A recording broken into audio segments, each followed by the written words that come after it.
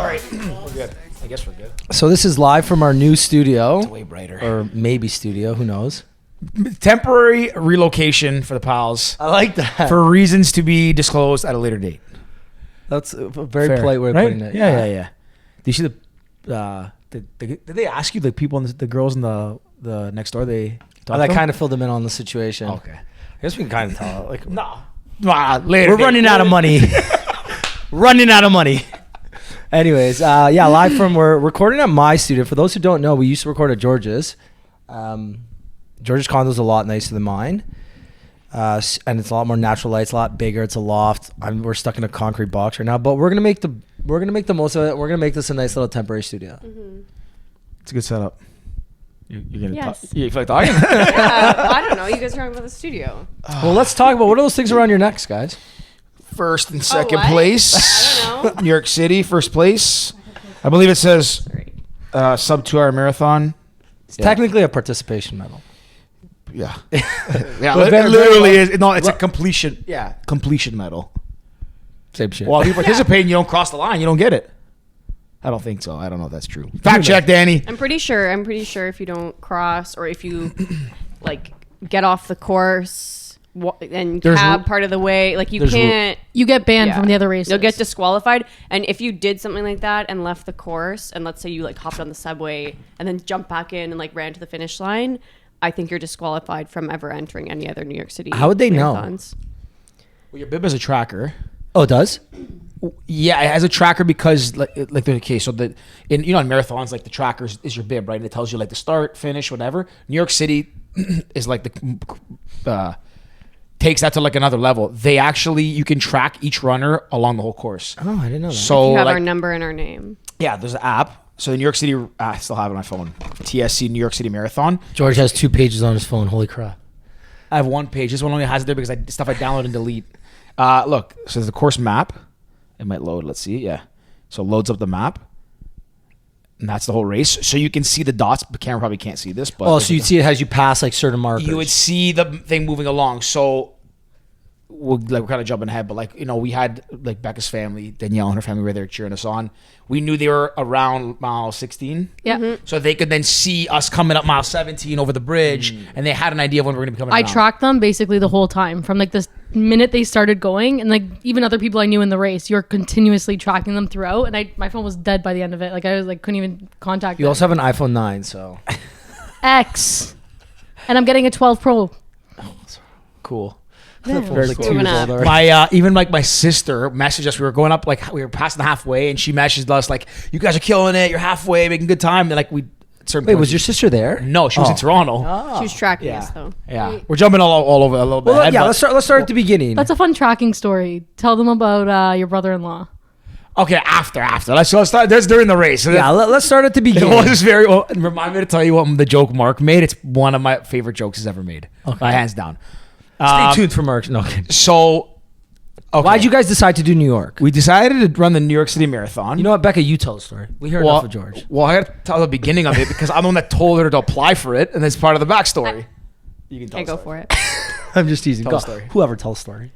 Well, there's not much backstory for me. I feel like you just one day were like, the registration is open for New York City Marathon. Like, let's apply. And so I just registered, really not thinking anything of it. He was like, we're not getting in. Like he hasn't gotten in. 100-something thousand people apply, and like it's usually 30,000, I think, get accepted. This year, 50,000 got in. It was like because the first year, it was like back in person. Back at capacity. So you have a 1 in 2 chance.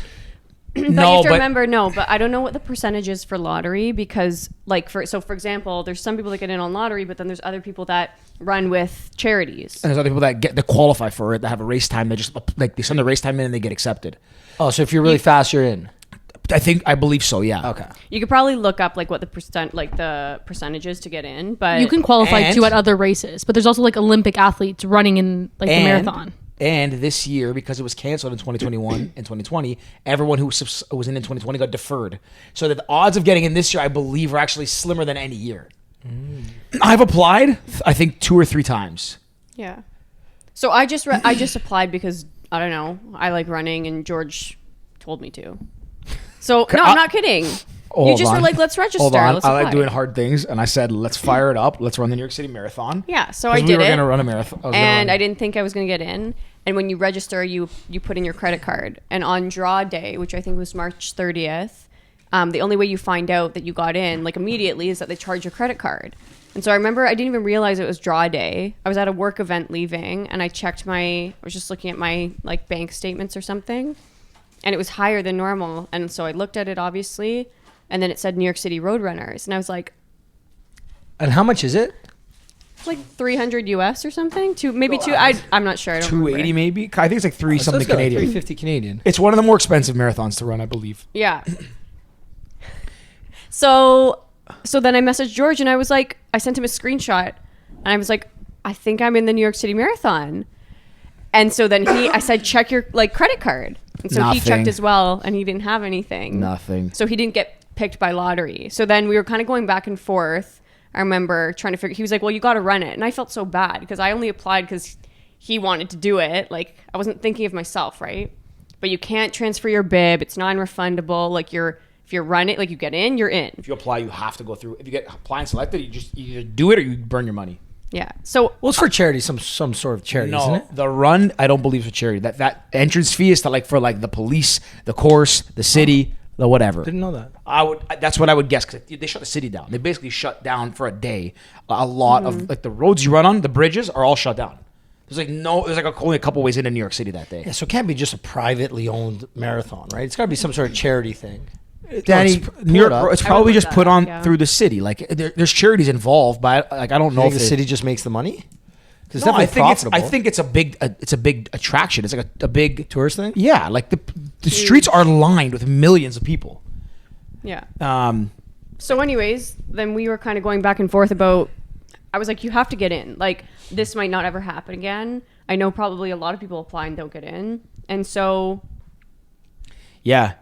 Well, on that point, we were to jump just quickly ahead. We were at the start Runners Village, the start line, and Becca heard somebody say, "How many years did they apply?" I heard a girl talking and said she has applied for 11 years and has never got in on lottery. No, she just got in. Or she just got in, but she's been trying for Think 11 about that. years.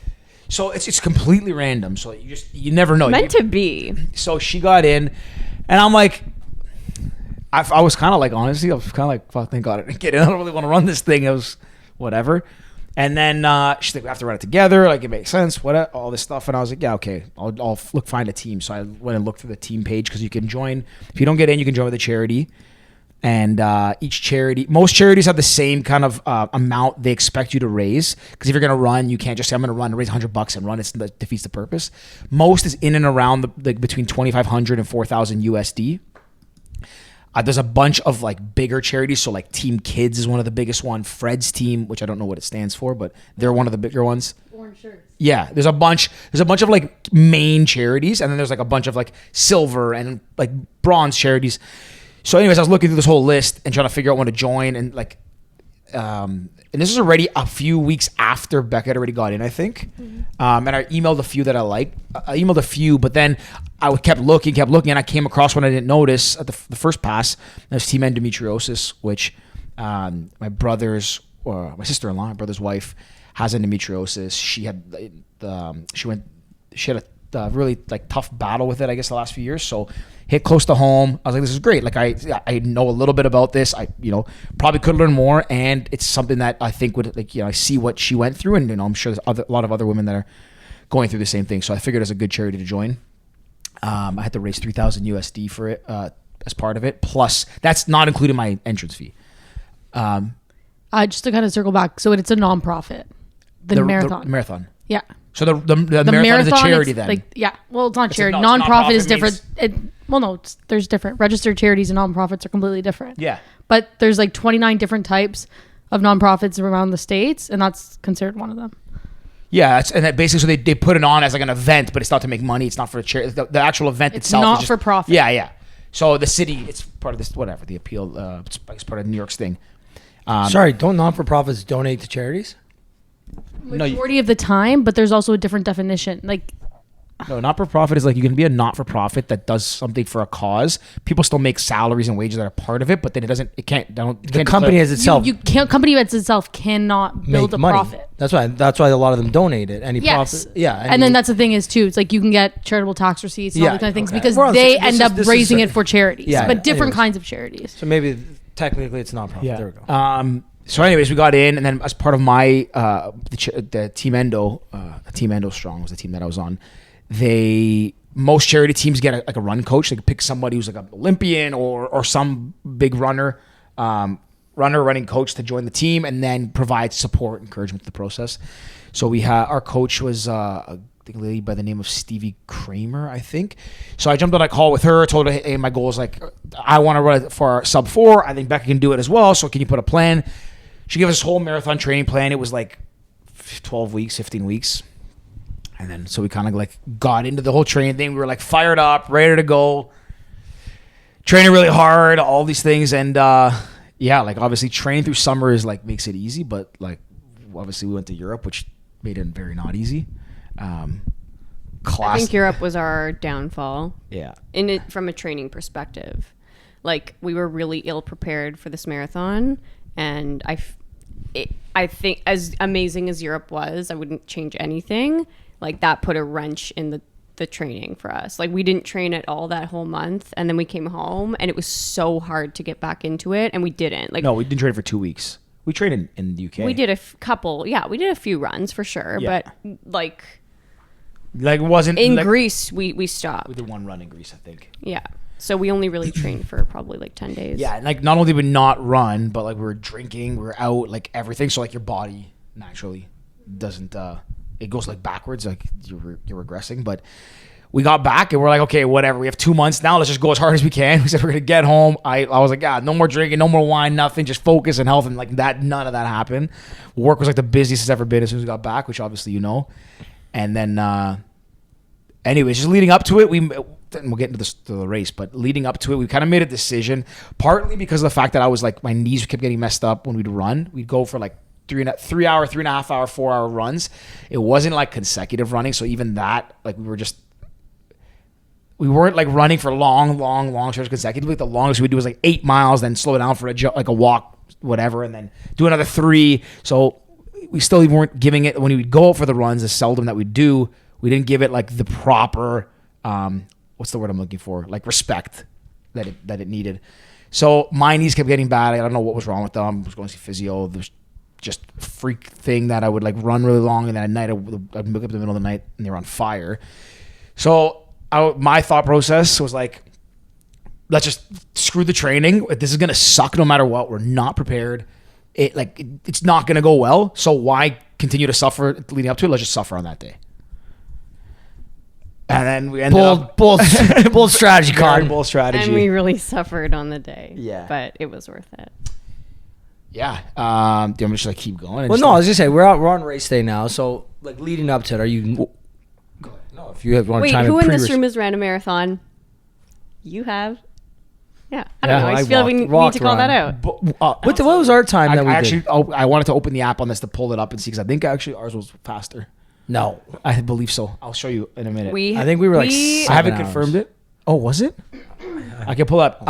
But anyways, before even race day, we did our engagement photos the day before in New York. Oh, I didn't know that. Yeah. How'd they come out? I don't know yet, but we had the best time. Yeah, it was really fun. I think they're going to be really good. Like We the were like- photographer, Hannah, Georgia's, my future sister-in-law too, she found this guy, and he was like literally the best thing that's ever happened to us. hilarious. He's just so funny. He's so talented. It was such a chaotic 3 hours, but he made it feel just like the best experience ever. Yeah, honestly, really funny, like high energy. Like, And he's guy. he's just so talented. Like I can't Yeah. wait to see. But He shot he shot like black and white film. He shot like portraits. He shot like landscape stuff. He shot on an he shot him like 3 8mm different film? cameras. What So was he went the- in above and beyond for us. you know, like the old school cameras, they're 8mm, whatever. He shot like a bunch of like behind the scenes stuff on that That's too. cool. Yeah, it was crazy. We stopped at, we were in Soho. We were like, he would tell us like walk in the middle of the street and block traffic, and do it. Like we didn't care. We did it like it was fun. I'm like, whatever. Don't know anyone here. If they honk and they swear at us, fuck it. people were so friendly. This was like this weekend in general in New York gave me this like newfound appreciation for the city, because it's a city that like you just know it's like a rat race. It's Wall Street. It's cutthroat. It's go go go. People are like only looking out for themselves. It was like the opposite this weekend. Like we're taking our photos and we're literally in the street and people are like saying, "You guys look amazing." They're like just congratulating us. I think a lot of people thought we'd probably gotten married that day, so we just rolled with it because they. What were you guys wearing? I wore a white dress. It was like a cream dress. And then I wore this like latex trench coat after. And I wore like Suit. A suit, and then. What the hell? That is terrifying. That is very scary. It's okay. So trench coat after, and George, what'd you have? Suit? Yeah, it was like a mixed match suit. I put like gray pants. Don't give it all away. They'll see. I look good. We look really You good. look good. You look very good. Yeah. So we were like walking the streets, but then we also went to grab Joe's Pizza to grab lunch. We hadn't eaten that day. I was trying to look lean for the pictures. And honestly, I barely, I don't think we ate anything. I was just fasting because I wanted to fast. It's like the race tomorrow too. Gotta not eat a bunch of You're junk. supposed to carb up. But then we ate a whole large pizza, so it's okay. Yeah, we went to Joe's. We got a large pizza, it was like a prop for the photo shoot, but we obviously ate the whole thing. So that was just amazing, but we didn't think this plan through, right? Because we planned this photo shoot and then we were running the marathon the next day, but we were on our feet for, 3+ hours. And like leather boots. Running and around shit. in a latex jacket. Like he's spinning me around. We're dancing in the middle of like so fun. But then we ran the next day. We put in a full shift on our feet again. So at the end of the weekend, like I actually tracked, I don't know if this is the right time to say this, it's probably better for the end, but I tracked on the day we ran.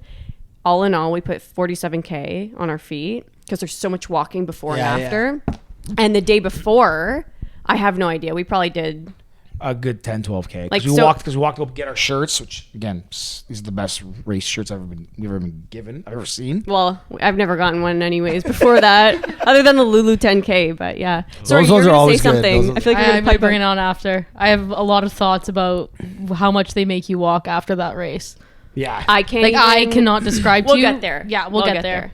So the walkie was like we probably put We'll get there. 60 kilometers on our feet over the weekend, if not more. Okay, anyway, so race day, crazy. Race day, You wake up, you're up at like 6 a.m. We got up at 5:15, 5:20. Race starts at our wave. So the pros go off at 9, 8 a.m. 8 something.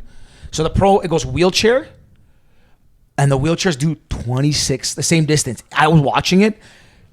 Yeah, but they're also like jacked. It's insane. Like Those guys' shoulders are. and it on takes their them legs, about 2 hours. So you're wheeling for 2 hours straight. Crazy. It's incredible.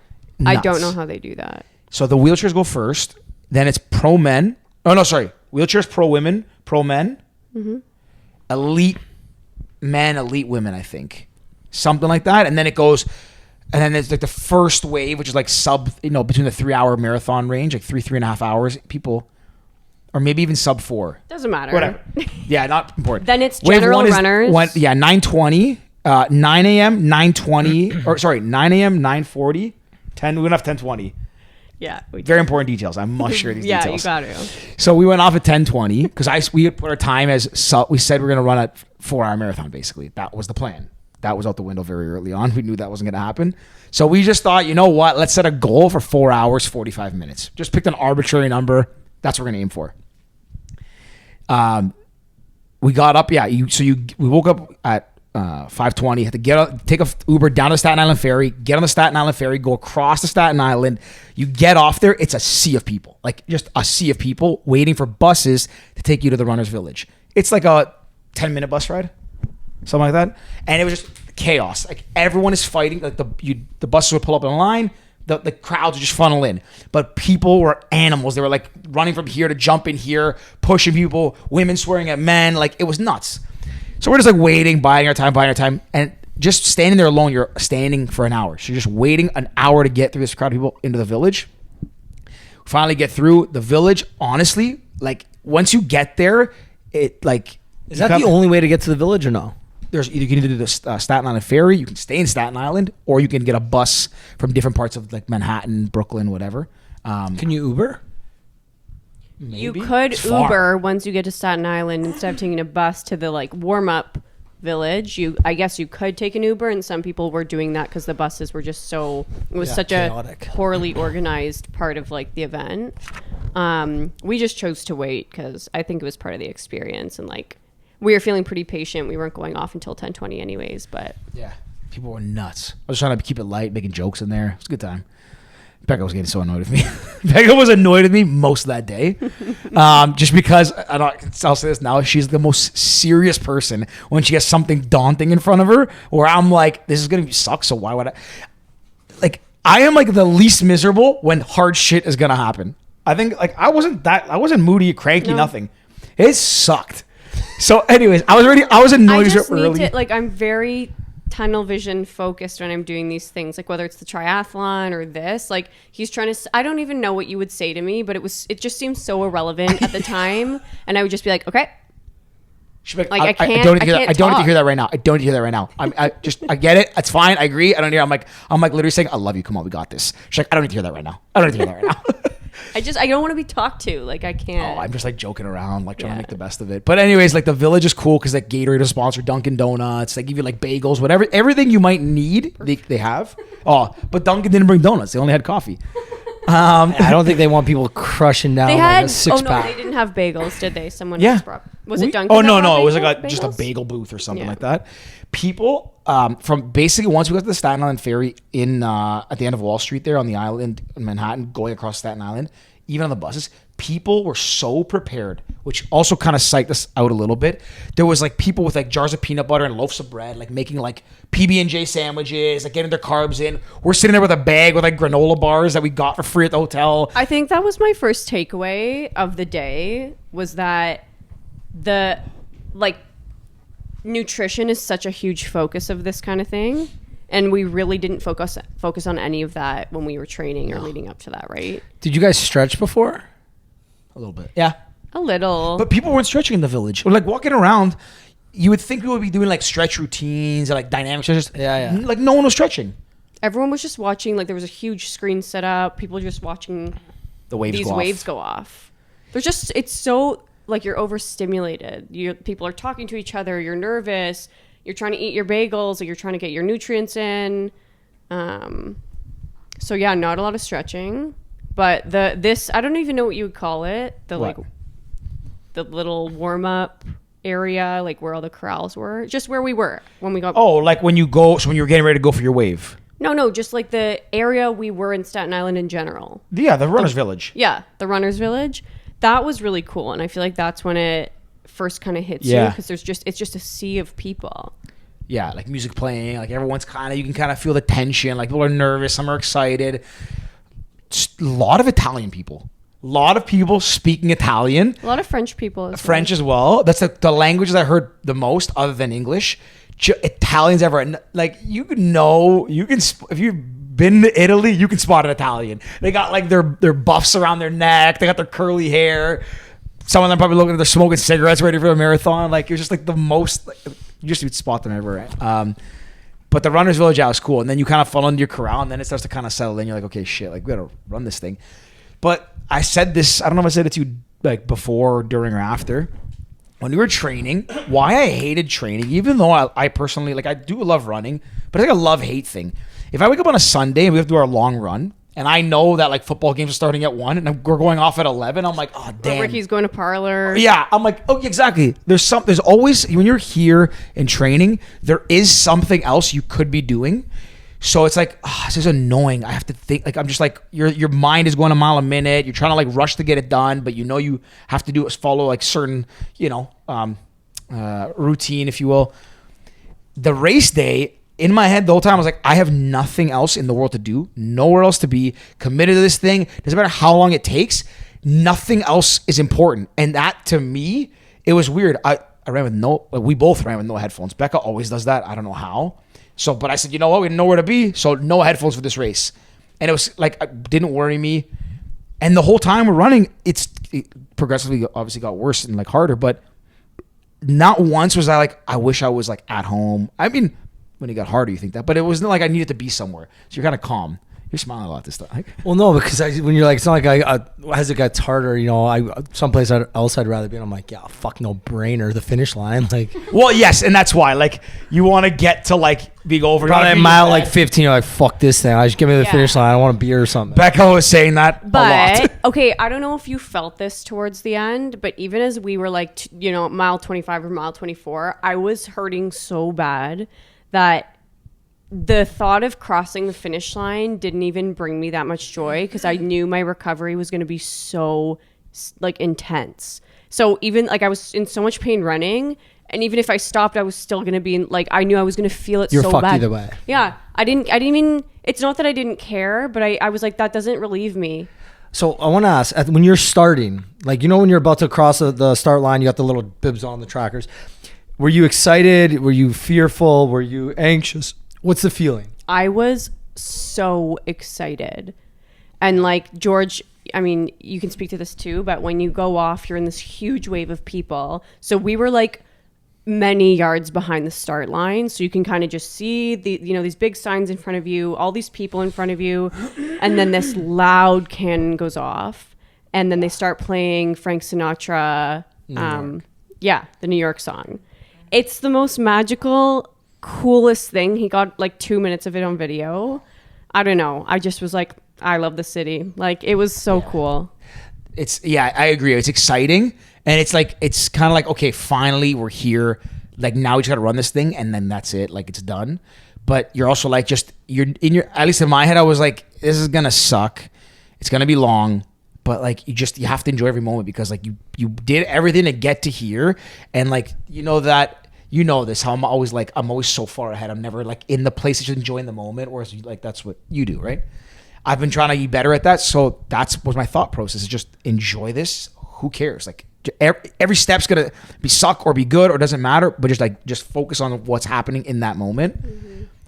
And, that's a good actually observation. I feel like that the whole day, that the whole experience, like from start line to the end, I've never been more present, because you're not on your phone, you can't do anything else, you're so focused on this one thing. I was really at the start line, like so in the moment. Like, I was feeling good that morning. I was like, we're gonna crush this. I'm gonna be so fine. Like, I'm a runner, I'm good. Yeah. So I want to ask, at what point were you guys like, fuck? I just want to say, you can answer this first, but we came out with that 4:45 time in mind, and we knew what pace we had to hold. That I had my Apple Watch on, and we came out knowing full well that we were holding that pace, but we also knew that we didn't really say it, but we were both thinking it, like, this is probably a terrible idea, because we haven't ever run this hard, for this duration. We haven't even run this duration. So not only are we running it faster than we normally would, like, that's probably not the best way to go about this. But you know what? We'll just run as hard as we can, like consistently hard, or as long as we can, and we'll just see what happens. And we get to the start line, we start running, we cross the Verrazano Bridge, we're going down. It's not super busy with people yet in Staten Island, like, it's not too crazy. But then you kind of loop around, and that wasn't Brooklyn. That was at start of Brooklyn, right? Once you go over the bridge, you're kind of back into Brooklyn. That first 3 kilometers, 3 miles, you're kind of already in Brooklyn. Yeah.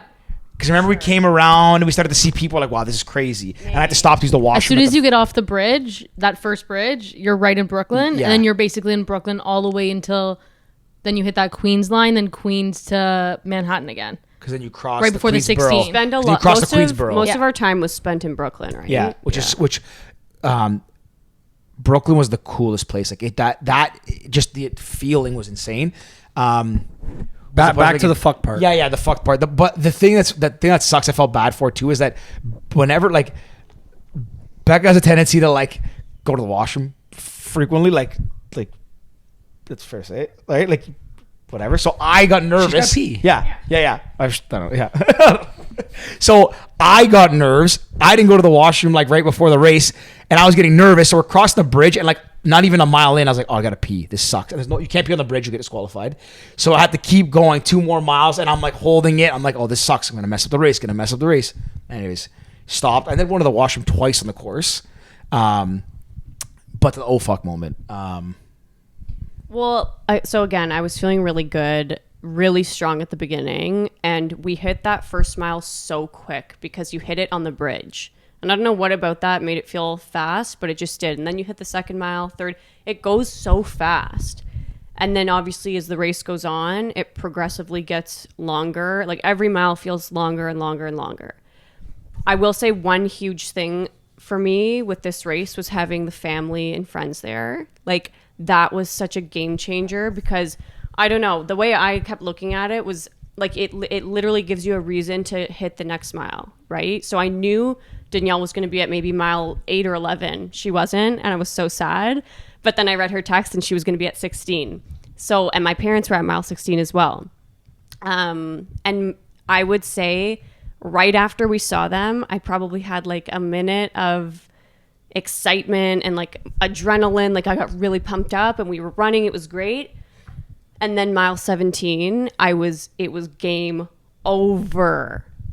I do not know how we finished those last 9 or 10 miles. I texted my mom and I was like, I'm struggling. Like, I really don't know how we finished. So after 17 got tough. For me, it started to get daunting at like mile maybe 11.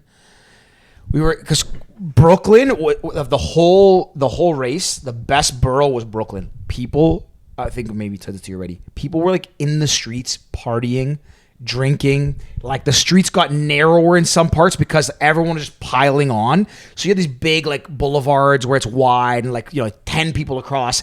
But then you come around these neighborhoods into like the streets that look almost like King Street and it's packed. Music, DJs, bands. People shooting off confetti cannons, like just nuts. Brooklyn was wild. And the thing that you have to remember about New York City Marathon, I don't have a good enough knowledge about the marathons out there, but from my understanding, it's like the biggest party. It's the most lively, and it's basically 26 miles of just insane crowds. So Brooklyn was that times like 15. Like you would have loved Brooklyn. It was insane. It was a party. And so it made it easy because you're just so fired up. I had this crazy wave of emotion. The same as when I finished my first half marathon, like when I climbed Killy, like when you finish it, you get like high. You're like, this is insane. I cannot believe I'm doing this. You get emotional. I felt that like at mile 8. I couldn't believe it. I'm just in my head thinking, I can't believe I'm doing this. Like back in grade 12, I would never have run this. Like, you start to be your own hype person, and it kind of fires you up. And I started crying at one point. I was running and I had my glasses on, and I knew I was getting a bit dehydrated because I feel the salt, and I kept touching my eyes because trying to keep track of like when I was getting like a little too low in water or like sodium, whatever. But then at one point I started feeling, I'm like, I think I'm actually crying, and I could feel the emotion taking over, and I could feel my lip even quivering a little bit. I'm like, what the hell?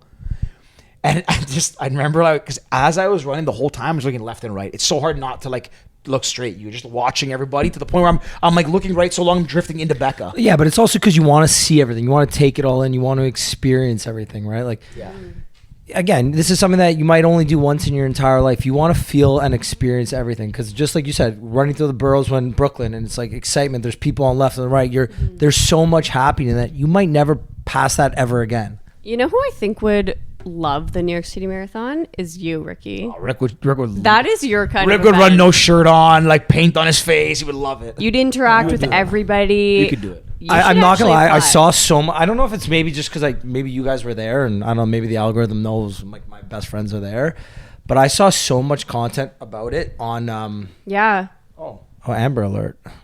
I didn't get it. So maybe it's just because I saw so much content and it actually looked amazing. Like I saw so many people that, not that I know, but like my Explore page had guys and girls on it. Yeah. When I was casually scrolling through TikTok that night, I saw so much content. I'm like, it actually looks fun. Mind you, you also had one of the like nicest Novembers ever almost. So I was reading. It's like when we ran it 2 years ago. It was like exact same. That weather was perfect. Like, we were out and about or maybe not me and Danny, but like we were out and about on Sunday. I was like, this is actually Shannon. I was with you. And we're like, this weather's like perfect. They're running a fucking marathon right now, and it's gorgeous. So it's funny though because it was so nice, obviously, but for running conditions, it was actually, from my understanding and the knowledge I have now, it was pretty dangerous. And I don't know if these are accurate numbers, but I read that about 2,000 people Danny, fact check didn't this. finish the race. I think it's true because the email they sent out said 47,000 completed it, but I think 50,000 entered. So Okay. Yeah, so there's There's quite probably a a few couple people. no-shows too, right? Yeah, a lot of people like Probably fainting on the 1 or course. 2% no show. Why? Just We 'cause of the ran heat? past. We probably factor. I mean, you don't know, right? It could be a factor of things like For sure. injuries, heat. Yeah, yeah. You don't know, but there was like quite a few people that had collapsed on the side, which was like it was so hard to look at because when you're running, we're already so in our head, and I was nervous enough about myself and George, potentially having an issue like that. So you kind of just have to, you make sure somebody's there with them. There's medical people, and you have to just keep running. But it was crazy. So yeah, the weather was great, but at the same time, it was so humid. It wasn't really conducive to like an actual healthy marathon environment. I kept getting notifications through that app being like, stay hydrated, stay hydrated. This is good conditions for the runners. But right before you guys ran past mile 16, an older man, maybe in his 60s or 70s, actually collapsed, and the medic team had to run him out. And like, even just like watching him, like it was terrifying. So scary. It's so scary. And you really feel for these people because everybody is like building up to this day the same way that you are, and there's all these nerves, and like everyone just wants to finish. Like you don't even care if it's 6, 7, 8 hours, like you just want to finish. And then you see these people that just like are toast. George actually checked it. We were 5.5 hours. Good for you. Yeah, it's just so that's the other thing. My is, like, yours was pretty flat. it was mostly downhill. Yeah. We planned the route to run to Mississauga. The elevation was a decline towards Mississauga. Not always, but mostly downhill. The New York City Marathon gains 1,000 feet of elevation. It's because of all that. Like it's one of Bridges and there's all shit. the bridges, right? Yeah. The first bridge that we crossed in the first mile is the steepest and the hardest part of it, the hardest bridge. At least you get it over with that at the We beginning. get it over right? with. And at that point, you have all the energy, so you don't. I mean, I didn't even really notice how hard it was. But the bridge from mile 15 to 16 14 to 16. It's like Was it 14 to 16? 2 miles long. is. So the Queensboro Bridge. up until then, you're running and you're just surrounded by all these crazy crowds, and you're hyped up and all these things, and then you get on this bridge and it's just silent, and all you hear is people like the pitter pattering of feet, and everyone's Heavy just breathing. Yeah. Oh yeah. like everyone's done at that point. And then you get down the bridge and you just kind of turn, and then you can see and hear the crowd, and that's where we saw my parents and Danielle, and it was just like it's the coolest feeling. Talking about heat, I actually had to go home and change. Danielle, As a viewer. yeah. Sweating. I was in like a jacket, and I literally went home and changed my shirt and put another sweater on because I was like sitting there sweating my ass off, waiting for you guys to come run. I'm like, people are like surrounding. Like, it was hot. It did rain a bit, which was really nice. Like it just started like out of nowhere, started drizzling rain, and it felt so good. It gave us like another boost of energy. But see, the heat, it never came into my head once. I actually loved running in it. I was like, this is amazing. I would rather run in this than like cold any day. It didn't bother me. I did notice I was getting way more dehydrated. Like it was like you could feel the salt and see the salt on your skin. I just need to give one more shout out to Danielle though, and like our supporters, because it just changed the game for me. Like I can't imagine not having had them there. And I really started to like in my head, I kept thinking about the people that didn't have supporters there and how hard, like it was already such a hard thing. Not having them would have just not being able to share that with them and have somebody see you do it in real life. It's like, I don't know. It really made it for me. Yeah. Yeah, it definitely having people there, like, and running with someone too. Like, it would have been very hard running alone, especially no headphones, no nothing. We didn't talk. That's wild. We didn't we would like chit chat as we were going and try to fire each other up. But like at certain points, just like you're in the zone, you're running strong, so you're not talking a lot. So we're just like I didn't running. want to be talked to. Yeah, Becca's like so serious. I'm like, come on, we can do it. Let's go. We got this. I would like slow down. Now, one thing that I would recommend, like the worst part about running, at least for myself, is starting and stopping. Like your legs start to seize up and get tired. So because when I run, you watch like the pro runners do it, and I've always kind of observed this, even when I did half marathons, is when you're grabbing like water stations, just run by, scoop it, keep jogging, drink, throw it down. Becca wanted to like stop a little bit and drink and like kind of catch up and everything. So like she's a stronger runner overall than I am, for sure, like bar none. And I don't know if you feel it the same way, but like it's so hard for me to start and stop, especially when you get to like mile 13 and past, like halfway. I was getting I could feel the shin splints coming on. I never get shin splints when I run. And like my ankles would lock. And like it's like the Tin Man trying to get your things going again is so difficult. But anyways, after we saw them at mile 16 and saw the family, we actually came down around the Queensboro Bridge. We're looking for them. We come around the corner, back looping under the bridge, and we run. I don't really hear anything. I was in the zone as much as possible, so I didn't hear yelling. Becca hears Danielle, I think, yelling. Danielle's like screaming her head off. You can't miss it. My mom asked me, she's like, make sure you warn the people around you that like how screechy your voice is. You know, I think I actually saw. I was like, huh?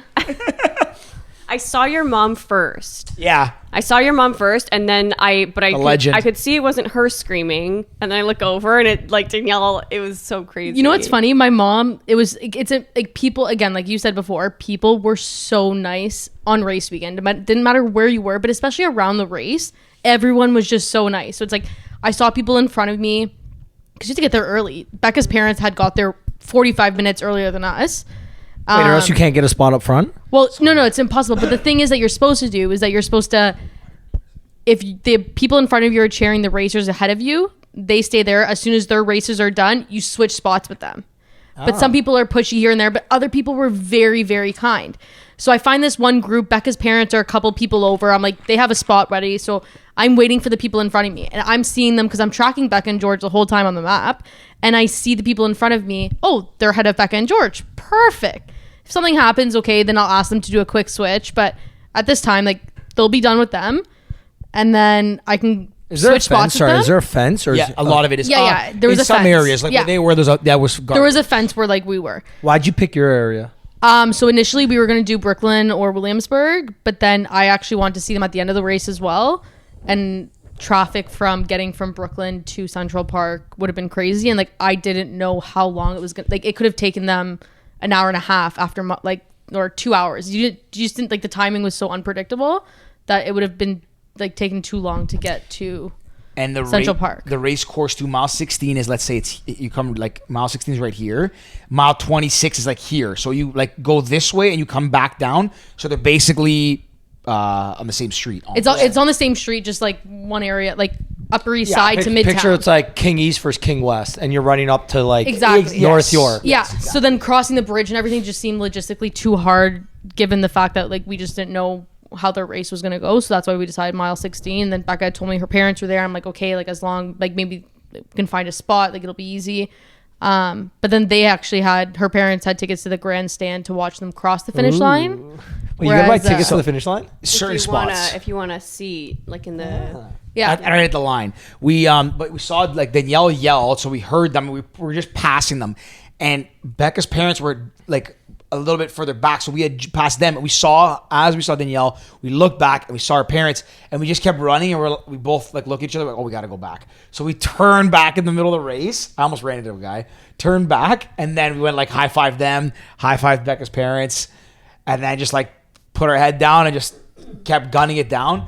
That street you're on, once you're in Manhattan, looks like it goes forever. You can actually just see people to the point where like it just like, you know, like it shrinks and goes out, and it doesn't even look like they're moving. It just like, goes forever. Looks like a static group of people.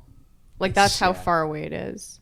And you just keep running. That's from mile 16 to mile 20 something.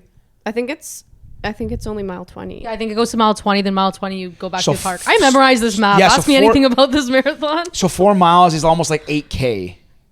Yeah, so basically Give or take down 7K. Danielle was really tired holding the sign for 6 hours. really heavy. You know, it's Wait. funny. It almost looked like the sign that they, like my family made for us. Except this one was Becca drew a bunch of hearts on it, I think. Yeah, it's the only stickers they had at Dwayne Reed. Yeah. Wait, the crowds were incredible in New York. Whether you had somebody in the race, whether you were just a local and you were, you know, supporting, and like people had chopped up fruits that they chopped up themselves from their, like people, everybody just wants to help out. They were giving out paper towels to wipe your sweat. Some people, like water, this one woman, candy. mile like 20, I think. We were in the Bronx. Of course, you would notice the candy, eh, buddy? He took candy from people. Yeah, because you should. You need it. You need it. This one woman, it was mile 20 to 21. She was somewhere in the Bronx, and she had this tray of pretzels and what looked like Timbits. And I was like, I'm taking a Timbit. Like, I need a chocolate Timbit. That's exactly what I need right now. And You're like fucking And you trying know to what? just That- figure out how to It was stay bad alive. at that point. That station, mile 20, was my worst part of the whole race. And they had a little clinic where they put like Biofreeze. the rub on. They were like people rolling out their muscles. Everybody's just dying. I think these are volunteers too, like not part of the race, like just people. Yeah, I don't even know if they're qualified, but they're like massaging your calves. Like they're all just, and you know Fucking what? pervs out there. They get pretty high up your leg. Like, I will say that saved me. That like actually that freeze. What is it called? biofreeze. That saved me. Icy cold or whatever. Exactly. Yeah, like yeah. I was. So I would have walked the rest of the race, to be honest. At Becca that was point. like, and I could less looked at her. We stopped. We stood there for probably like 5 minutes. We were stopped there. They did our legs, whatever, and then we had to like pick it up. And we just came over one of the last two bridges into the Bronx, and then we had to go down around a short little way and then back up another bridge. And these are small bridges. I love George's like geography, the way you try to describe like. Yeah, I'm chaos. I'm chaotic. That whole time, if my walking was hard, but the thing is, I was just trying to get us to move our legs and jog as much as we can. But at that point, like our knees and quads are like seizing. So you're almost running straight legged. Kind of like, you obviously know this, it happened to you. So it's like, it's very hard and you're just trying to run because you think it's better. But then you don't realize that like will be slowly jogging at a pace next to somebody that's walking. And then you walk and you realize you might as well walk because you're moving at the same speed. It's just so hard to get your legs to turn over. That last stretch, as we started to get to mile, 21, 22, you're like, okay, 4 miles left.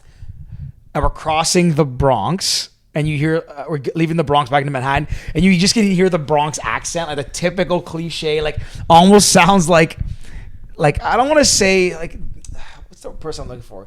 There was like this lady, like she was like a Latina lady standing on this like post, being like, I don't want to do the accent. I'm gonna mess it up, but just like cheering us on, but like your medal's at the end. But with like her accent, I was like, this is like peak Bronx, and it kind of that fires you up, right? Like you get all the little flavors of everything. They were amazing, like the crowd. But but going back to the Bronx in mile 20 to 21, while we were running, like your legs are rust. My legs were rust. I could not move my legs. And this one woman like runs up beside George and I in an all pink outfit. And like she had a good rhythm. Like she was clearly bouncing, still had energy. And she runs past us and she just goes, yep, 10 kilometers left, guys, 10 kilometers. And I just was like, are you kidding me? You B word. Like we were so mad. Well, and it's not about her, but it's just like, number one, 10 kilometers left. And number two, like, don't say that to me. I think she was firing herself. I'm fucking dying. I'm dying. That's not help. Like, she probably thinks she had headphones 10K, in. right? 10K.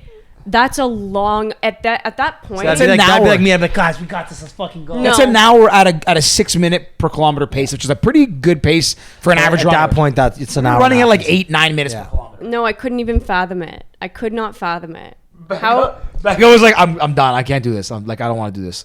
Like, no, I'm like, we got it. She's like, okay, let's just get this fucking thing over with. Don't talk to me. I'm like, all right. Yeah.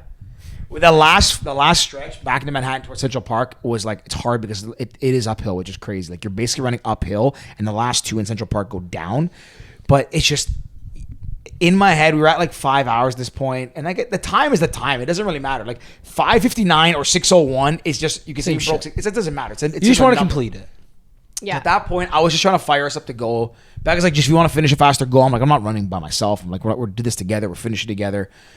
So we just kept trying to go and do little like sprints and little increments. At one point, George was like, if we run the rest of the way, like we can finish in under 6 hours or whatever. And that was another moment where I just was like, do you think I care about time right now? Like just. I just want to finish. Like, if it takes me 3 more hours, that doesn't matter. It was just funny. Like, looking back, I could really see, like, my inner child was coming out. Like, I was just getting angry. Like, I didn't have the mental fortitude in that last 5 miles. You know what? But he did. If you guys can get through that marathon together, you guys can get through anything together now. Absolutely. Mm-hmm. We didn't like, but even when I'm an annoying person to be around. Like I'm someone that gets annoyed super easily, but I also can be super annoying because sometimes I just don't pick up on social cues, and like someone might be like, "Just leave me alone, don't talk to me," and I just keep talking. Like I'm trying to make it like better, and I think I can improve it. So even though I knew she didn't want to hear me talk, I was like, okay, I could not talk, but then I'm gonna be bored, so I'm just gonna like try and get her fired up. But I knew it wasn't getting through and delivering. But I'm like, who cares? Like, just gonna keep going. I was like talking to myself. I'm like, you got this. They all said you couldn't do it. You can do it. Like, I was literally George just making up people in the back of his head to fire him up. Okay, I'll tell you They what. said you couldn't do it. I'm gonna do it. They call me Fat Pit. I got this. That literally happened. And I'm going to tell you, just before we tell how this all ended, on that race, I had many, many realizations. Running with no headphones, that's all I'm going to do from now on, because you just think. You zone in and just things come to you, and like you feel it's truly cathartic. It's like therapy. There's a lot of things that I realized on that. Not for you, Rick. You need headphones. Like I can't do it. That's why one thing I hate about swimming. That's why I dislike swimming. Even though it's like, in my opinion, the best workout. I think it's like the best thing.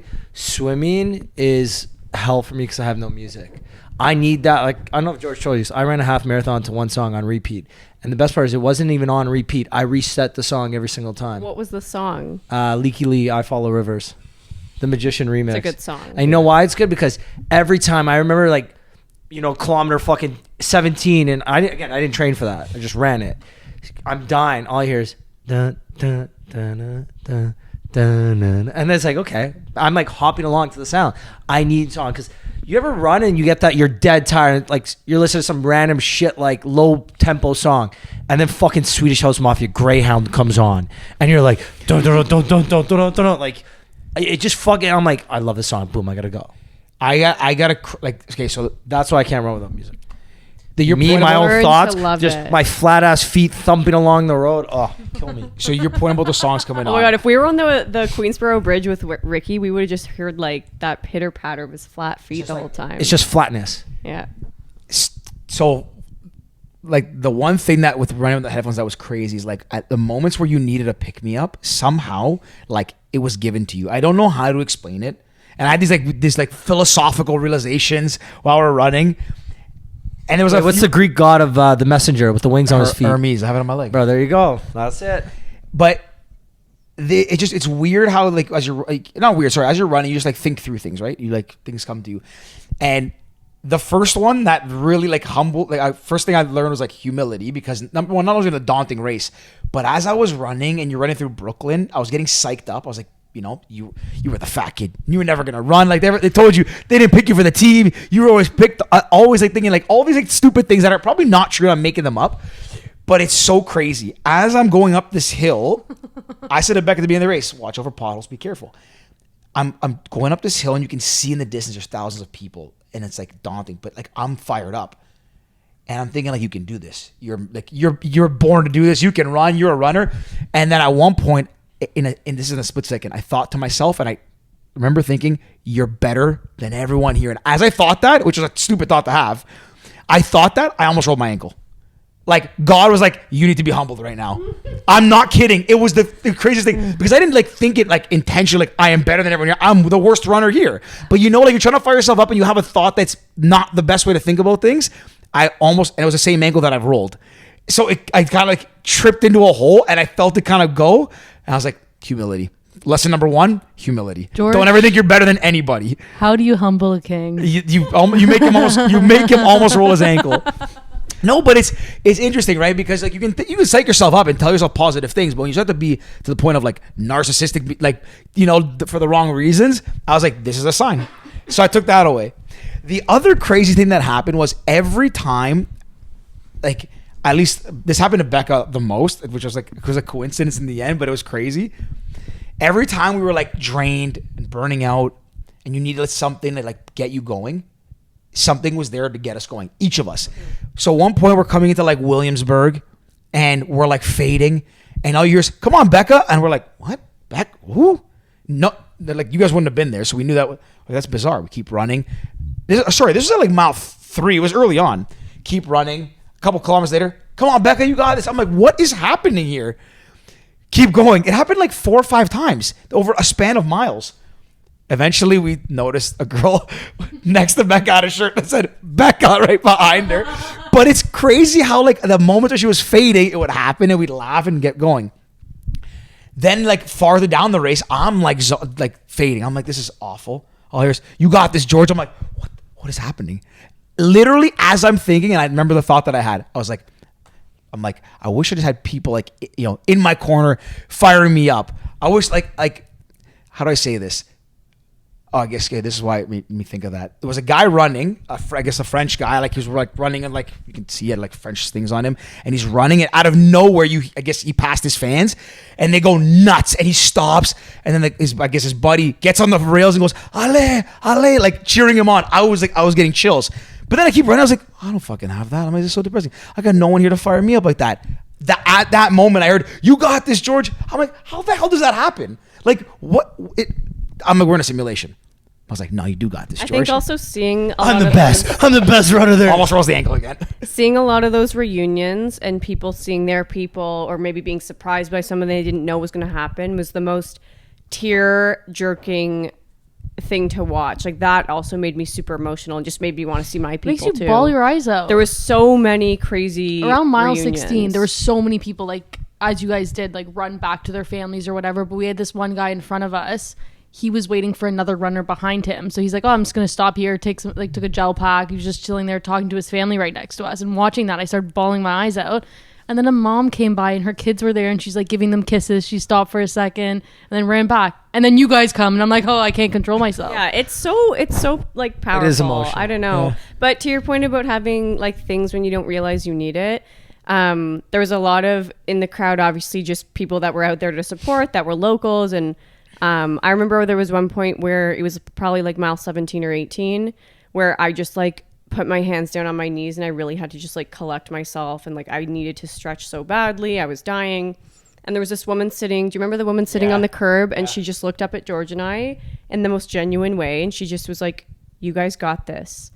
And I was like, yes, we do, let's girl. go. We got it. It was the coolest thing. Like she probably had nobody even in the race that she was supporting. Like a lot of people had signs that were just like, good luck, random stranger. Like the signage was incredible. Want to hear a funny sign? In Brooklyn, it was like a lot of young people, right? I don't know. There was so many. There was ones that I actually died laughing at. A lot of people were like, a lot of people had this sign like, "Don't trust a fart," or what, like random shit like that. The first one I saw was running through Brooklyn, and a girl had a sign saying, how did you word it? It was like, how did she say? It was like Something about your stamina. Oh, he's like, I respect that stamina. Call me.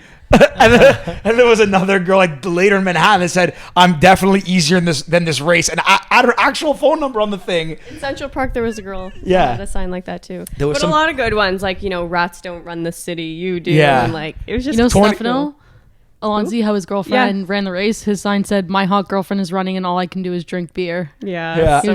So funny. There was some there was some crazy ones. I can't remember, but there was a few that really made me laugh.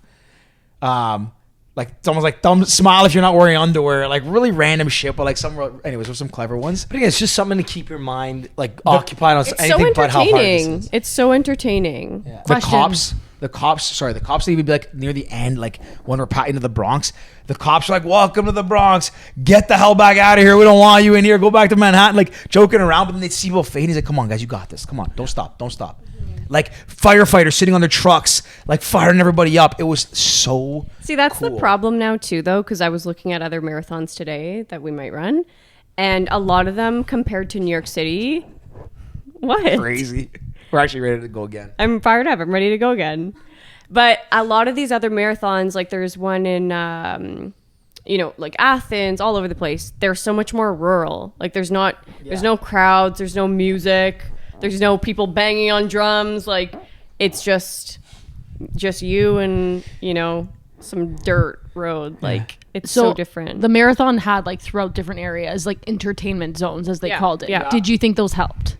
Yeah, I'll tell you. That's Because I have a story about that too, like where we were placing ourselves at the end of the race. Because at one point we're like, oh, this is fun for us while we're waiting for you guys. Okay, wait. I'm gonna tell you this. When you passed by you, I didn't see you. Yeah. Because I wanted to kind of get towards the end of the race. Yeah, he didn't see you at Central I didn't Park. see you, but this is a great question because this goes back to my point of things are given to you when you need them. And Ricky talked about not having music.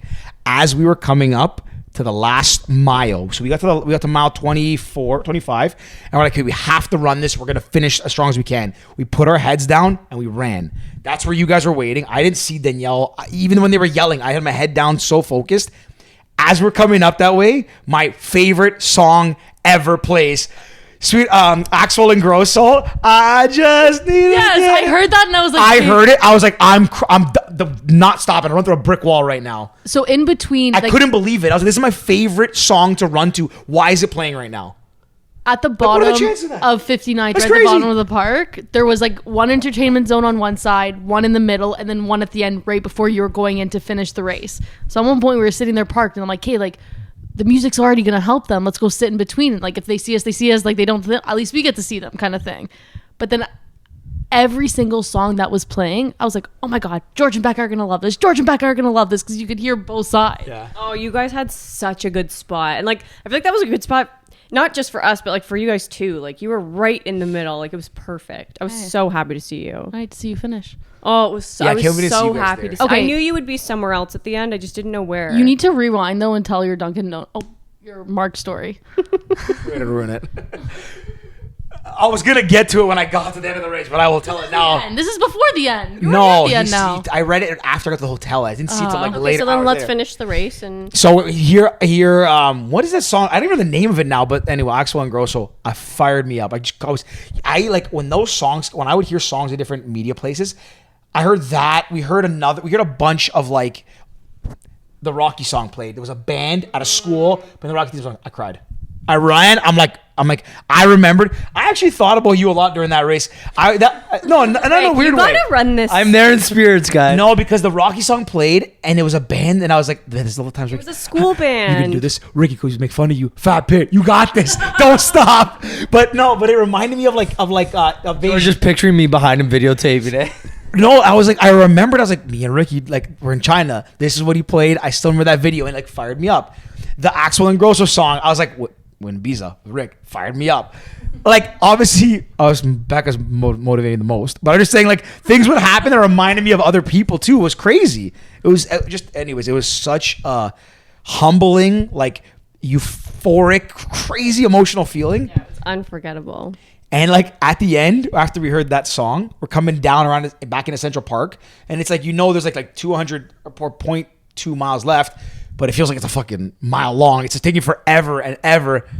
So then we're running in together, and then we held hands and ran across the line. And My parents were on the sides, but we totally missed them. Like I didn't see them at Yeah, the but end. they saw got to you. see But they right? saw us, That's the important. and they got like my dad took a video of us on the screen, like crossing the finish line, and oh my gosh, Do you cross the finish line? Like, is it just you guys crossing, or is there a bunch of people crossing? yeah, a bunch. there's a bunch, yeah. Yeah, we crossed 6 hours 4 minutes. I think it took us total. And I don't know what happens in that last like 10 seconds because I couldn't move my legs, but you do somehow. I was like, I had a beautiful stride again at the end. I don't know how that happens. It's that last little fucking jolt. Last Yeah. little bit of gas in the tank. Yeah. Press the NOS button. It was crazy. Once we finished, it was relieving, but it was also, I don't know, it was still painful. Go ahead, sorry. It didn't sink in for me yet. Like I feel like I just was in so much pain. And the thing is, it's both good and bad, but where you finish in Central Park, they get you to walk like quite a distance until you can get out. So it felt like we were walking forever because I was walking so slow, but I actually could not physically walk. Like I thought I was nauseous. I was just so uncomfortable. So you finally get out of the park, but you're amongst all these people, and then once you're out of the park, they like block off all the roads. You got to walk back down. Like, to put into perspective, you finished the race inside Central Park at 67th Street, around there, 65th. You have to walk up to 77th, get out of the park, go on to Central Park West, and go all the way back down to 62nd to get out. So and then from 62nd, everything's still, that's just where the racers get out. And then at 62nd, you can meet people there. Then from 62nd all the way down to Columbus Circle, everything's blocked off. So you can't get a cab, you can't get an Uber, you can't get on a subway, nothing. Is You're there basically like water walking. stations, food stations that once you finish? You get a whole bag and has like you're a couple. you're not fucked, right? No. You have what you need. Physically, you're fucked. But I was mentally, you're okay. I was like, someone get me in an Uber and back to the hotel. I can't hold myself up right now. Like I was so uncomfortable. George's like, I'm and the best. I could hold we had a myself whole. up. We Thanks. basically Yeah, had that's to fine. loop back down, we saw my parents, we saw Danielle, but you couldn't get me home faster. Like I didn't even. That was ridiculous. Why would they make you walk that much? Come on, people sure can. there's a reason. supposed to. Yeah. If you Yeah, ran, but people if you're can walk on supposed their to. own time. Then, like, if some Yeah, but people some are people like, Sort of funnel it out because if you can't, there's no exit there in the park. There's also stations. Like it's the infrastructure. no, of course, but there has to be a better You way. can 'cause also that get was out as soon insane. as you're on to 77th. You can get out. The problem is we have to go walk to meet you guys. We could have told you to come around to 77th. You just didn't want. So technically, you're not allowed. you can go one street parallel and come around. So technically, according to race rules and stuff, that probably was only changed afterwards throughout the day, maybe because you're technically as a racer, you had to do the full race walk down to either, and the only two exits were at 65th and 62nd. I didn't know. Where the exit. I memorized that map. In the moment it This girl's sucked. a run coach. Anyone needs anything? I know everything about the marathon, Danielle can how to work run it. there now. except for how to run it. I can train you. But yeah, Go. I think it sucked in the moment having to do that walk, but now that I'm almost like fully better, it definitely helped. Yeah, it was annoying. For me though, I was like in a little bit of pain, but once it ends, you're like, okay, I'm fine. My legs felt like I had been like on the dance floor dancing all night or something. Like they felt like you needed to move and you didn't want to stop them moving. It was like they were very like antsy, irritable, whatever. Like you needed to like keep going, but you also couldn't keep going. Yeah, the way that I felt when we got back to the hotel was I had like the post-race chills. I don't know how like I don't know how you felt after your marathon, but I almost fucking hallucinated. I Yeah. remember we were coming down Lakeshore or something when the sun was setting, and I just remember thinking, "What the fuck am I even doing here?" Like I couldn't feel my bottom of my feet. yeah. Mind you, I did my no training, which was fucked. Mm-hmm. I was really fucked. Ouch, the marathon. That's a little is insane. nuts. In 5.5 hours. Yeah, I don't remember being that fast. But yeah, it was. Why did you guys decide to do that? Just I was supposed to Well, run George the was Athens training. Marathon, yeah. Oh, so you just like were training with him, or I was going to run the Athens Marathon November 8th, 2020. It got canceled back in the summer, and I just kept running, but then my running tailed off in September, October. But then November 8th, the week of the November 8th, the weather was like again like this I'm normally hot. It was so November 13th or 14th. No, yeah. Unseasonably hot. Sure, 'cause it was my mom's birthday that night. check. Oh, yeah, you went to wasn't it a surprise party or something? I think I it was remember the, you took Sorry, a you're mirror right. Yeah, so yeah, selfie. we did. Yeah, It was 2 years ago exactly the weekend ripped that we did jeans. this. It was November 11th, November 7th. Yeah. You're correct. Sorry. So that marathon was 2 years exactly. I ran my 2 marathons are exactly 2 years apart. But yeah, I was supposed to run, and I just said that week I called. We're together somewhere, and I said, "You want to run with me? I think I'm gonna just go do it." And he's like, "I'll do it with you. We'll meet at my condo, run east, come down Lakeshore the whole way." We did, but the weird thing is that we did that faster. I remember walking more of it with you than me and Becca. I think walked. But mind you, we flew the first half marathon. For us, when we did it, we were like 2 hours for the first 22K. Really, I don't. I remember flying. We started to hit it. Remember when we popped out after like where you live now? We hit that 7-Eleven, and then we're coming down Lakeshore near like the Ukrainian consular and shit. That's where it started to fucking hit us. And then when we started to get into Mississauga, that's where. Remember we passed that church and we had to stop and take off my shoes and shit. And I went to go like Oh, stretch yeah. my hamstring and almost seized up. Yeah, that was taking off the shoes after the marathon is like I ran in like fucking shoes like this. it's so I didn't have proper painful, shoes. I didn't have though. anything. It was so dumb Putting of me. your like bare feet on the floor after I found like my feet felt like they were bruised on the bottom. Yeah. Like they are, right? Think about if you tap your hand on something, just your hand. Then you tap it 50,000 times. How many steps you take in a marathon? 50,000, give or take. It's almost exactly 50,000. So think about tapping your hand 50,000 times against something. Your hand's gonna hurt. yeah. It's just natural. Like Yeah, like when we your got body's back, it's a bruise. I got on the bed and I just had to lie down for a minute. Even though I knew like I should be stretching, I couldn't. Like I had to lie down. I was shaking, and then I finally got up after maybe 20 minutes, and I put my feet on the floor, and I just like instantly, like I just like shriveled down. I couldn't hold myself up. George had to walk me over to the washroom. Like everything was just. I was doing jumping jacks. Yeah, He you're was being doing jumping jacks. I took a shower, put my boots on, went to go walk to get Shake Shack. Y'all want to hear what I ate? I Did I tell you what I agree. ate? I already Yeah, told you? post race meal. I feel you guys already know this. You know this too. Yeah, but I love it. I can say it right We now. went over to CVS. We went over to CVS. I got another Haribos? beer. You gave me Michelob Ultra after this. I went and bought another one. I didn't drink that beer though. I had Hostess cupcakes. You know those cupcakes? We had the 2-pack of those. Haribos. Haribo Star Mix. Haribo Star Mix. Sun a bag of Chips. Sun Chips, not big bag like the medium small bag. Sun Chips. Coward. Sun Chips. Cool Ranch Doritos. A Kit Kat. We didn't eat that till the next day though. What other candy? Did I eat that? Yeah, Oh, I you said brought home, it back. yeah. You brought it back. That's right. Then there's probably something else we had. I can't remember. Wait, where'd you guys stay? Moxie Times Square. Times Square. Okay. I liked it. It was loud. Becca, it was loud. I wasn't a fan, but I liked it. It's cool. It's like feels like a millennial version, like a watered down version of the W. It's a cool vibe. We stayed in the Moxie in, was it Japan? Yeah, in Tokyo, I think me and you did. In Tokyo? Pretty sure. No, I don't think there's a Moxie in Tokyo. I'll check after. The Moxie. I've stayed at the Moxie in Amsterdam. I've stayed at the Moxie. I know I have a picture with my mom, and I'm 95% sure it's I at think the you're Moxie's. right, actually. Yeah, you're right. Because I had my blue You're kind of right. circle. You're right. glasses. You're right. We did stay at one of them. Yeah. it was Yes, there is one in Tokyo. there. Yeah, we stayed at that one. Fact check. And then I had double Shack burger, cheese fries, regular fries, chicken shack, half a Becca's milkshake, a large Coke Zero. What else did we have? There's something else that we Cheese ate. I can't remember. It's like a regular Sunday for you, though. Probably, but I was like, we didn't eat the whole race, the whole day. We burned. The Nike app said I Yeah, burned 40. 4,000. No, that's you burned way more than that. I was a bottomless pit. I don't know, but after the race, I was like, I didn't really have an appetite. Yeah. Because you were hurting. Like, No, I didn't have. I'm not really? joking. Jokes aside, no appetite.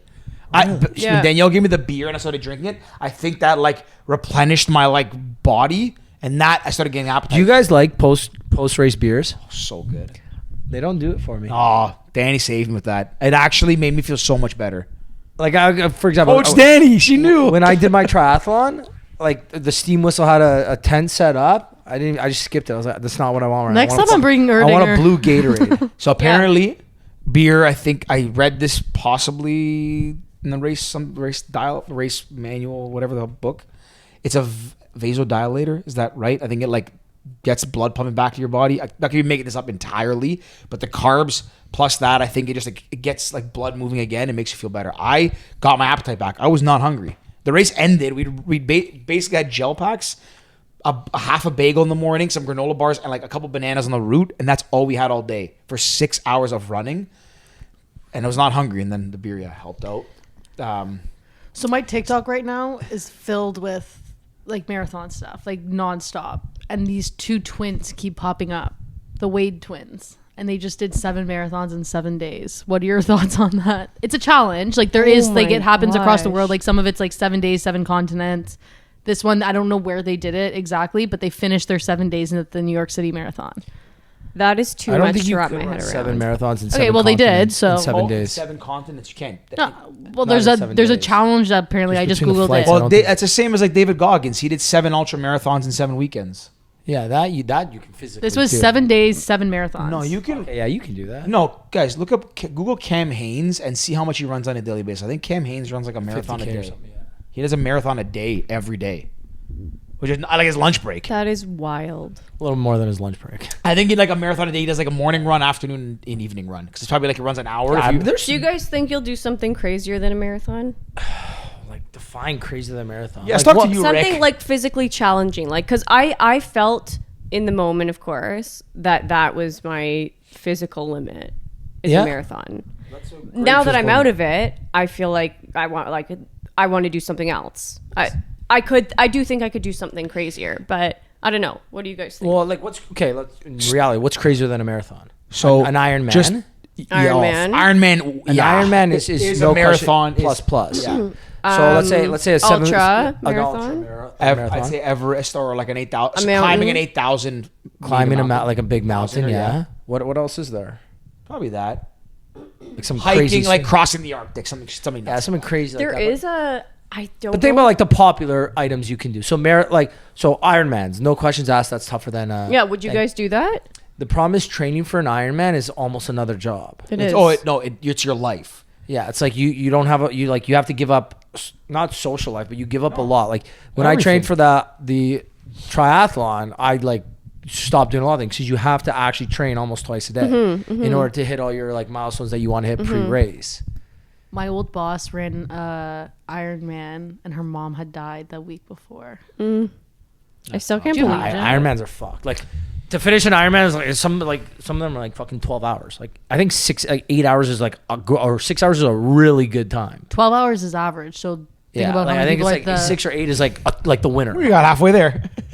Well, you Only think on the- only on the think run about part. what you did. An Ironman, I think it's a marathon. I think it's a 3 kilometer swim and it's a 150 kilometer bike. Yeah, I'm not a biker or a swimmer. I like running. Okay, Becca, what was harder, the triathlon or the marathon? No questions asked. No offense.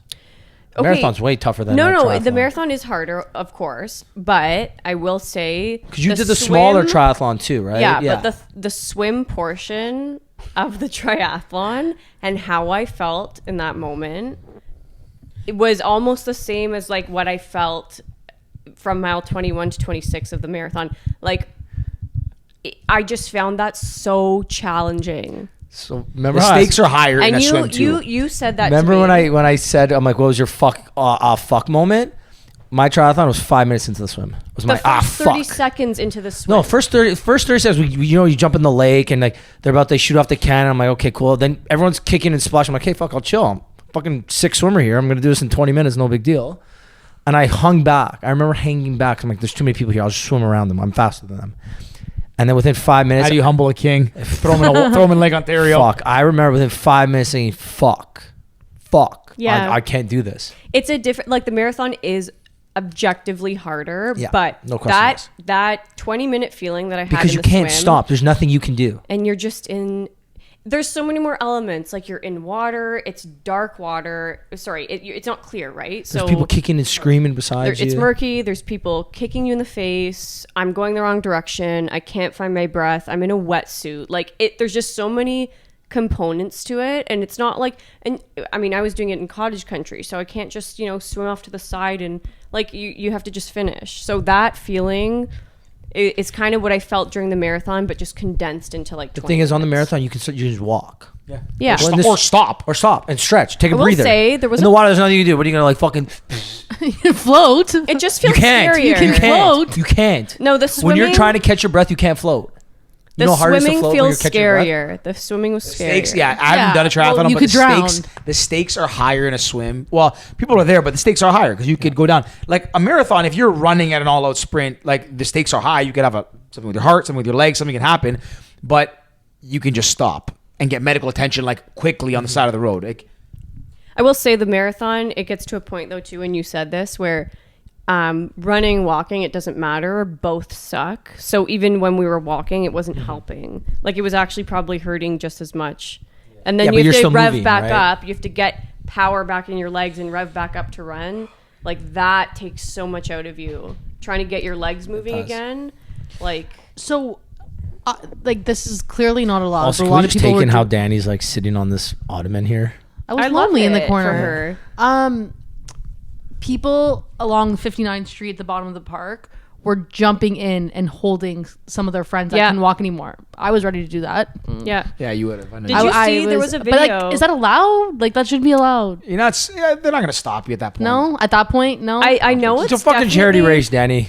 The winner's not getting carried across the line. Okay, No, so- but it's like the New York. Like, I could see other people because like there was tons of runners But carrying they other may runners. get disqualified, right? Like I know in Like- Ironmans, you're not supposed to. You can't help, and you if you can't help touch. people, you're out. You're out. So that's why you see all these videos of people literally crawling, and they're on their own, and people are just running past them. It's because they can't. They know that if they touch that person, that but person then there's is humanity, disqualified. right? I saw these like two people today running, and it was this guy was like the finish line was my distance from you guys, and two guys were running past. They just picked them up as they were going and just brought them across. And It's amazing. Those ones get me going. Oh my god, I bawled. Yeah, that'll This is really a get you TikTok. going. Those ones get me going. There was, I saw one too on Instagram, same kind of thing. It was these two guys carrying this girl, and her legs were barely, like they had her by her arms like this, and her legs were just like barely even touching the floor, but she was moving them. Like it was so sad, but so cool to see at the same time. I don't know. Yeah, it's what? The Corsetti story. Oh, we get back to the hotel, catching up on the messages. Didn't check. Like I check my phone periodically for the race to like just to do a text to like See how let them fucking know. far I am. No, I didn't look at the race snap check at all. mine at I only all. messaged like I'd message Becca's parents or Danny or like I'd see my brother or sister or friend be like, "You got this." Man, like, so, you know what was cool too? Like, I'm in the middle of a race. Like, shout out to Richard Karaoke, man. Big Rich. Like, I open my phone and I'm like, mile 10. He's like, "Oh, it's race day. Kill it. You got this." And like, I was like, this, man, people are so cool. Like, our friends are the best. Like, just everyone fun. Yeah, we got so many We have like great amazing friends. messages. Great friends. Like, the ones who like, yeah, And anyways. family. Sorry, and family. Family I sent mine the night Family before. sent us so many messages. Like, my phone was blowing up. My auntie Lisa sent us the nicest message. I think it was the day before. Yeah. Oh my gosh. We're all rooting for you. We're so proud of you guys that you're actually doing this. It's crazy, whatever. Like, yeah, so sweet. I checked the phone. Open WhatsApp because I didn't open WhatsApp all day because I knew it was also football day. So I knew my phone was going to blow up and I didn't want to use the data. So I said, let me leave it closed. I'll check everything later because also nothing matters but what I'm doing right now. Get back to the hotel, get Wi-Fi, open WhatsApp. Every group's blowing up. I open the family one first, like my the Boutsalis family chat. Reading through all the things, like, how'd you guys do? Congratulations. My brother-in-law, Mark, I see his message. He goes, "George, so weird. I opened the map to check your tracker. It says you're at Dunkin' Donuts on 34th Street still." Or he goes, something like that. I think I read it. I was howling. I was like, what a funny message. And Georgia told me, she called me after I told her I was like dying at it. She goes, Mark was typing it and giggling to himself and told me. And I was like, honestly, it was one of the funniest things. It like made my day after I read that. So Mark, great joke. I don't know. When I just to like bring it all back, when I was running that, I thought I just knew going in. I was like, I was telling myself we're ready because I didn't want to like have bad energy. I knew deep down like something bad. Like I'm either gonna hurt my knees really bad. I was thinking about your knees. I'm like, if I get Ricky's knees, I'm gonna be so mad because I can't run anymore. I'm already slow this year. This sucks. But I just kept telling myself it's gonna be okay. It's gonna be fine. Like you can do this. You're a runner. You're gonna be fine. We're gonna be fine. We're gonna kill it. And the whole time, even the parts I was miserable, I can't remember where I'm like, I would never do this again. I think I was like, I hate this and I don't want it, I want it to be over. But it was just such a cool experience and such a good feeling. Even when it was hard, you're like, no one, like 1% of the world runs marathons. Becca told me this fact. Yeah, I maybe double check that, but I'm pretty sure 1%. I don't even think it's 1%. We'll run a marathon or something. Or one Out of every person you know, you think 1% run it? we'll run I a know maybe marathon in it's the life. 5 I don't know. people. It's something like that. 1% of the world will run a marathon. Or I runners. definitely thought during that I will never do that again. Now I'm 100% going to do another one, but in the moment, 0.01%. 0.01%. That's crazy. Yeah. So, anyways, I got it wrong. While I was there, I was like, this is incredible. What a cool thing. To Becca's point, it's hard because once you do New York, I'm very happy that we did it. That she got in and she made me do it. Like it was a sign we had to do it. But like, it is a hard one because of the elevation and the bridges, and it is grueling. But I've never seen like people come together like that and cheer for the other friends and strangers and all that stuff. Like New York, there was a lot of love. Yeah, I have a newfound respect for that city because even though it's a rat race, even though it's cutthroat, even though it's a dog-eat-dog world, there any cliche you want to use, that city, like New Yorkers care so much about New York. They're like not only patriotic about being American, it's like to another level about that's where they're from. I'm sure a lot of people from a lot of states and cities think like that way about where they're from, but there's something different because I think New York's a lot of like expats, not a lot of just New Yorkers. And these people just like rally for the city. It was just such a cool experience. Mm-hmm. I'd honestly maybe run the New York City Marathon again. Maybe not the next one, but I'd probably do it again. Yeah, in a few years I think or something. I would definitely do it again. It was unforgettable. Yeah. Yeah. Okay. I think it was one of my favorite experiences I've ever had. Ever. I'm Even in- one of mine. I mean, I've done some cool, like some tough things and some cool things. That was one of the, if not the coolest experience that I I've. feel very lucky. Yeah, to have incredible. ran that. I'm on an article right now, and it says the 30 of the best marathons in the entire world. I probably just read it already. Last night we were on the couch 2 nights ago looking up all these articles. So the first one, it's Marrakech, Yeah, it's the Sables, right? and then Tokyo, and then Kilimanjaro Marathon. I and read then this today, actually. Yeah. Maratona di Roma, Yeah. then the Boston, Boston is the one you have to qualify for. You can't get in by. Virgin Money London Marathon in That's the England. next big. That would probably be our, at least on my list. London would be awesome. London would be my next one. Big Sur International Marathon. Okay, we're not gonna go through all 30, Danny. Big No. Sur. I was gonna See, go- I was looking at that one today, and I was actually hard. Googling it a bit. Hard, but like so. I mean, it's beautiful, but so rural. Yeah. Okay. You just don't get that same energy. I'm watching the Great Wall Marathon. Hell Yeah. no, those are stairs. So there's five world marathons, the Abbott World Marathons. It's New York, Chicago, Boston, Paris, Berlin, and Tokyo. Those are the 5 championship ones, I That'd think. be cool to hit all of those. Yeah, those are or maybe what did New York? Anyways, I can't remember if London's on there, and London and Paris are the ones that I don't know if they're a part of it. London would be an incredible one to run. It's probably the most comparable to New York for like crowd purposes. Paris apparently is nuts. I would want to do another one, but if the next one I want to do is something different, if I had to like compare doing a marathon to like climbing a mountain, I like both things. Like, I think both things are equally cool. I'm not good at both, but I respect the hell out of anyone who can climb a mountain or who can run a marathon at a crazy pace. We're probably like nearing, almost an hour and a half or something. Nice. Like, I respect the heck. 1:30 out. Wow. It's dinner time. Yeah. I respect the heck out of anyone who can do it. I think running a marathon is like a cool, I don't know. I think it's a cool thing to say that you ran a marathon then climb a mountain. Because like Killy's cool. It's hard. But like it's a hike, you know?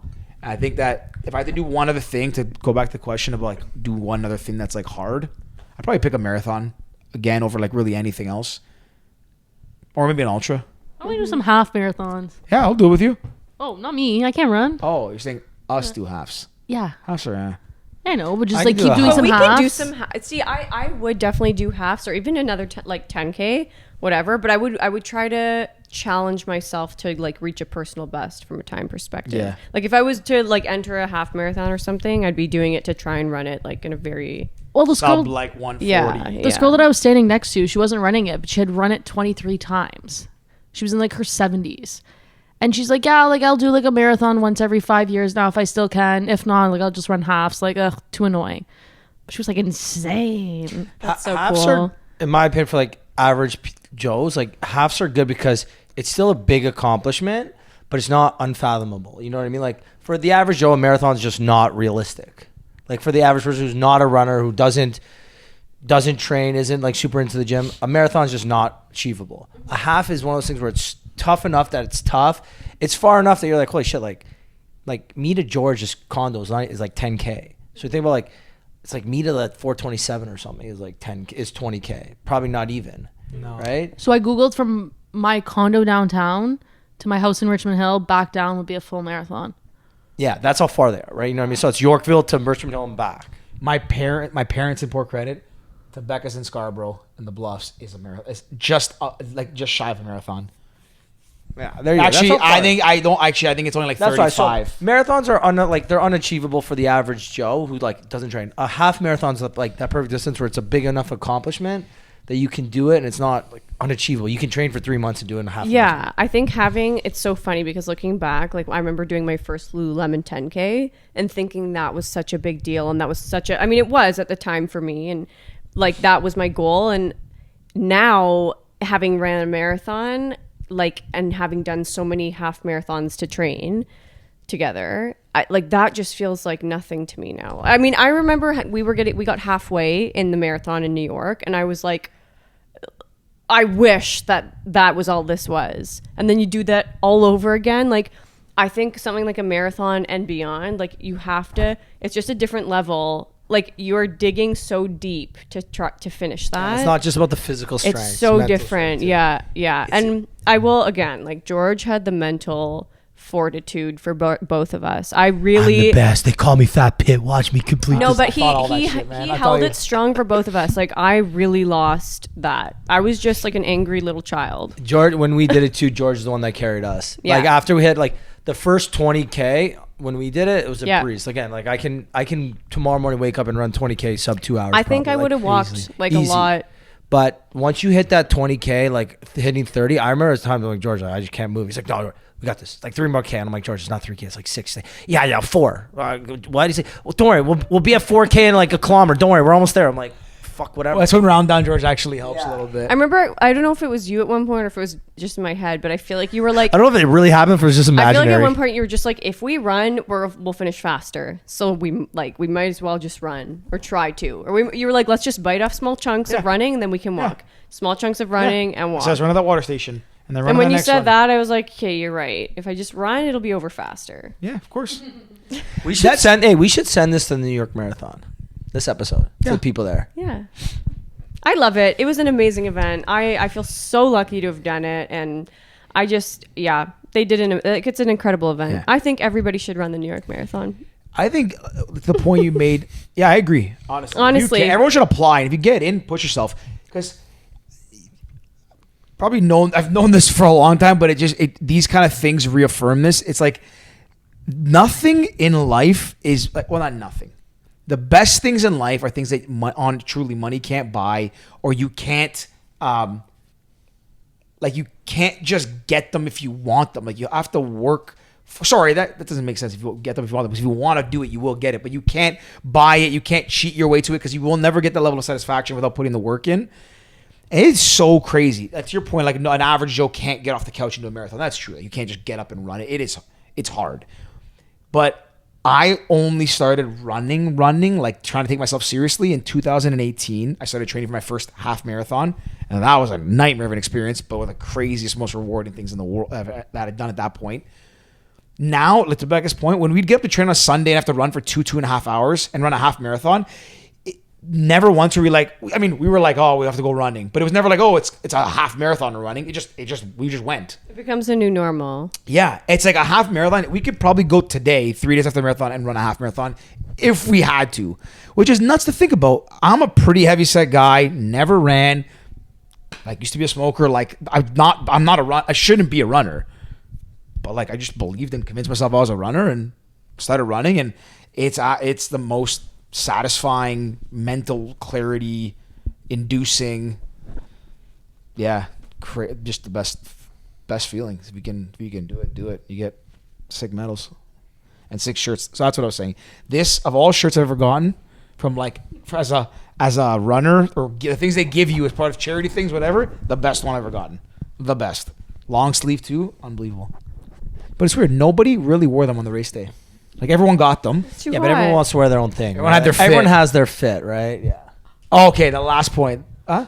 No, The last one. So we have our shoes that we had were the Alpha Flies, the best Nikes, the one that broke this 2-hour marathon.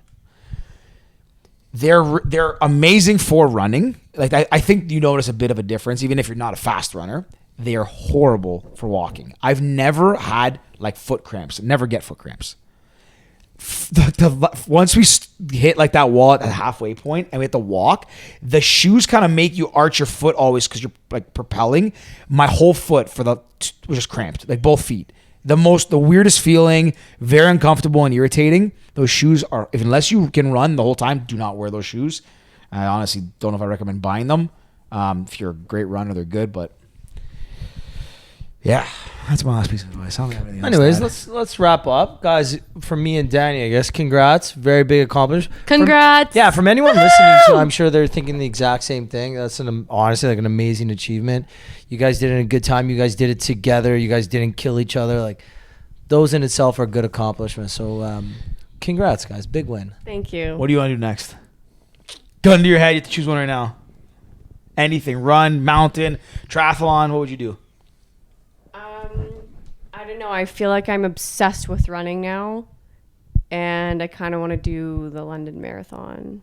I probably would have said a mountain, but before having run this, but We were runners. Me and Ricky will come to London. and we've family. can't- I'll be the guy on the side just boozing it up.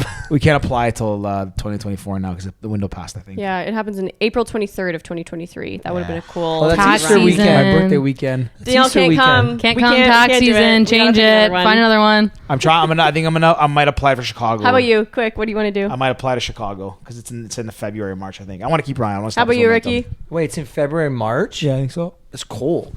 That's okay.